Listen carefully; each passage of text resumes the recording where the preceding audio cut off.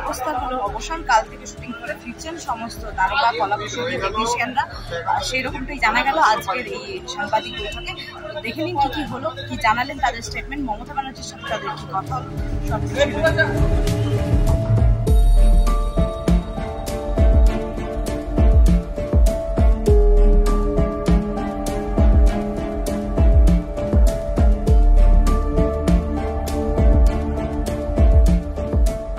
আপনারা জানেন যে বেশ কিছুদিন ধরে একটা আন্দোলন চলছে এবং ফেডারেশনের সঙ্গে মতবিরোধ চলছে, বিতর্ক চলছে, কিন্তু সমাধান হয়।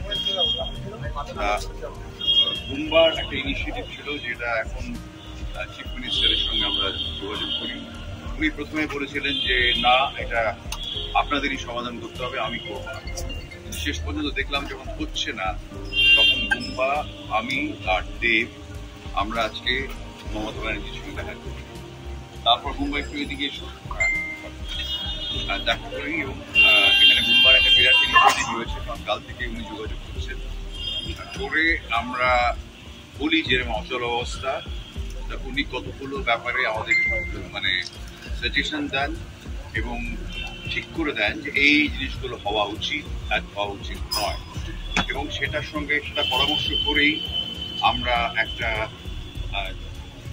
মিনিটস তৈরি করেছি, মিনিটস অফ মিটিং আমাদের যেটা হয়েছিল। তারপরে সেটা আমি পড়ে নিই, তারপরে বুম্বা, দেব আপনাদের এক্সপ্লেন করব। Meeting of the minutes of the meeting.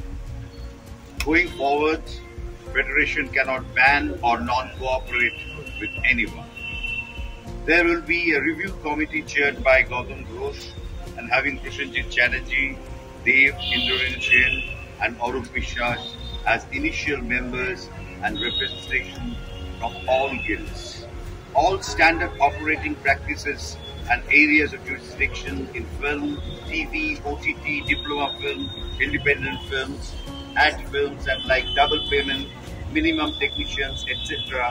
shall be scrutinized, revised and amended. They will give their report and changes have to be implemented by November, hopefully. Reality show মাসে 4 দিন শুটিং হয়, তাকে সিরিয়ালে যে 30 দিন shooting হয় তার সঙ্গে কম্পেয়ার করা যাবে না। তার জন্য আলাদা একটা রুল বানাতে হবে, তাদেরকে একটু গ্রেস পিরিয়ড দিতে হবে, তারা যেন একটু ওভারটাইম করতে পারে, তার জন্য আগাম পারমিশন নিতে হবে। এটাও সত্যি, রিয়েলিটি শো যারা প্রডিউসার আছে, ডিরেক্টর আছে, তাদেরকে আগাম পারমিশন নিতে হবে যে এই দিনটা আমার এক্সট্রা শুট হবে। অ্যাডের জন্য, অ্যাডের শুটিং এর জন্য তারা 30 দিন শুটিং করে না, তাদের জন্য একটু আলাদা গ্রেস পিরিয়ড দিতে হবে, আগাম পারমিশন নেবে যে তারা আগাম পারমিশন নেবে কি আজকে আমার এই স্টার্টটাই পাবো, কালকে তার ডেট পাবো না, তার জন্য যদি 1 ঘন্টা এক্সট্রা শুটিং করতে হয় তার জন্য অফকোর্স এক্সট্রা পেমেন্ট দিতে হবে। কিন্তু সেই পারমিশনটা যেন তারা পায়, তারা যেন এটা না হয় কি টাইম শেষ হয়ে গেছে, লাইট অফ করে চলে গেছে, তা যেন না হয়। তারা যেন সেই কোঅপারেটিভ এইটা পায়, কোঅপারেশনটা যেন পায় ফ্রম দ্য ফেডারেশন। এইটা নিয়ে আজকে বিশেষভাবে আলোচনা হলো।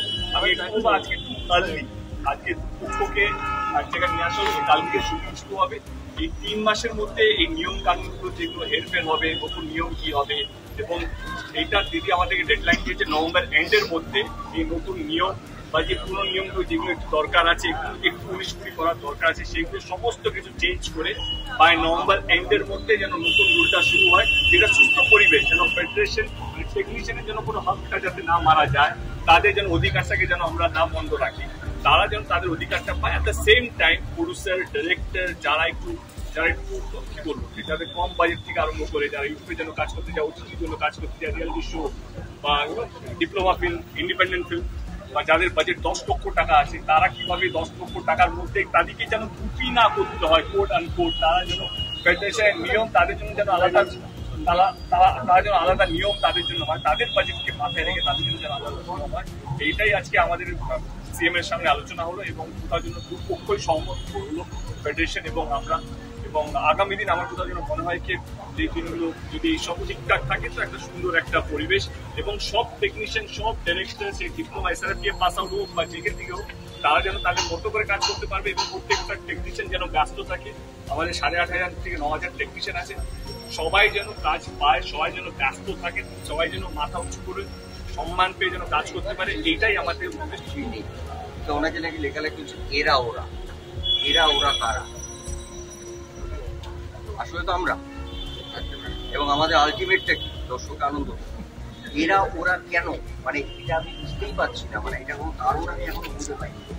যেটুকু স্টেপ আমরা নেব ওইটুকু দায়িত্ব নিয়ে বলতে পারি, ডিরেক্টর হতে পারে, অ্যাক্টার্স হতে পারে, আমরা নেব আমাদের ইন্ডাস্ট্রিটাকে বড় করা। সেখানে প্রত্যেকটা টেকনিশিয়ান, প্রত্যেকটা অ্যাক্টার্স, এই আমার ওখানে দাঁড়িয়ে আছে, সবাই ডিরেক্টর, আমাদের প্রডিউসার, আমাদের ইনফ্রাস্ট্রাকচার যারা তৈরি করছেন, বম্বের মানুষ, আমি আগেও বলেছি এখানে এসে কাজ করছেন, তাদের গ্রোথটা দরকার।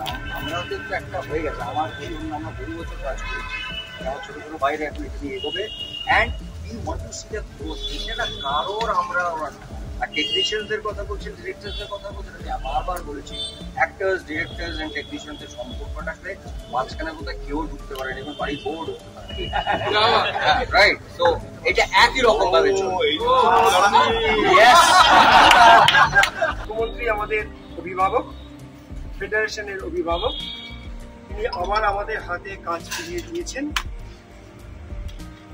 তিনি বিশ্বাস করেন কোনো কিছু বন্ধ করে কোনো সমাধান সূত্র বার করা যায় না। তিনি যেমন বন্ধ বিরোধী, আমাদের ফেডারেশনও বরাবর বন্ধ বিরোধী।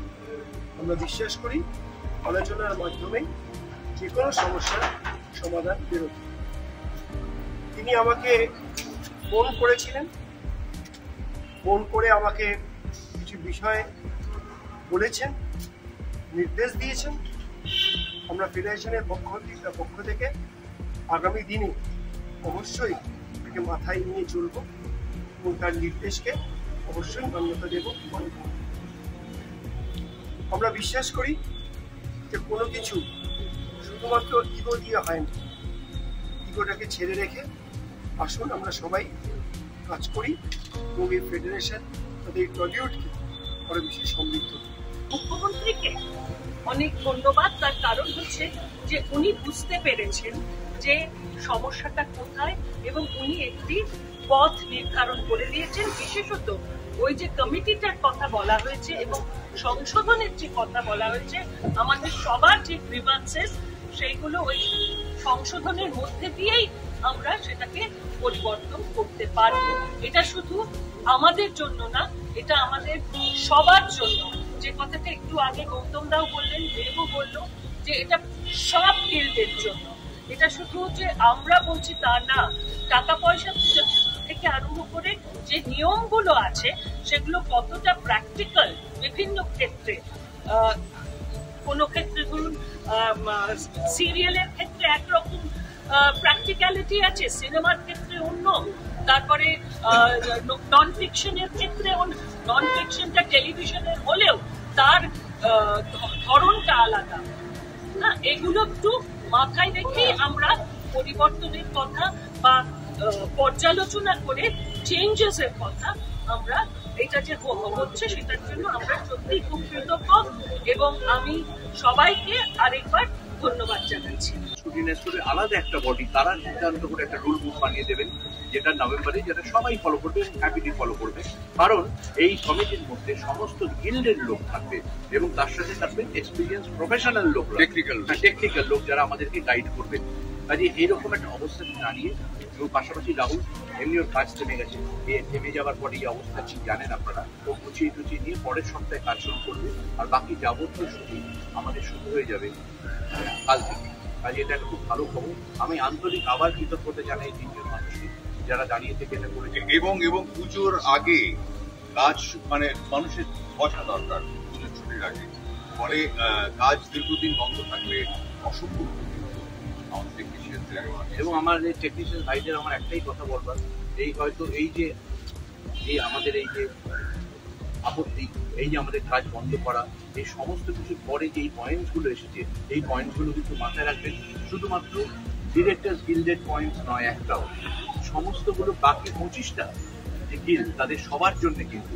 কাজে আমাদের এই লড়াইটা বাকি 25টা গিল্ডকে যে সাহায্য করলো, প্রত্যেকটি টেকনিশিয়ান এই যে নতুন যে অ্যামেন্ডেড ল হবে বা যে রুলগুলো হবে এবং এই যে সাসপেনশনের বা নন কোঅপারেশনের যে কেউ ব্যান হবে না কেউ কোনো টেকনিশিয়ানদের ক্ষেত্রে। কাজে আমরা চলুন মন দিয়ে কাজ করি। আমাদের যে পরিশ্রম, আমাদের যেটুকুনি এতদিনের যে দুদিনের যে সময়টা কেটেছে এবং অস্থিরতা কেটেছে, সেটা আমাদের প্রত্যেকটি গিল্ডের প্রত্যেকের ভালোর জন্য এমন একটা পরিবেশ তৈরি হয়েছে, হয়তো আমাদেরকে তাদের মতো করে বোঝানো হয়েছে, আমাদের ডিরেক্টরদেরকেও তাদের মতো করে বোঝানো হয়েছে। আমরা ফিরে আসি আমাদের পুরোনো দিনে একটা সুস্থ অ্যাটমসফিয়ার শুরু করি, কারণ 3-4 দিনের মধ্যে অনেকটাই একটা প্রোপাগান্ডা শুরু হয়েছে যে বাংলা ইন্ডাস্ট্রি। আমি এটুকু বলতে চাই, বাংলা ইন্ডাস্ট্রি একই আছে এবং আগামী দিনে আরো ভালো এবং সুস্থ হতে চলেছে।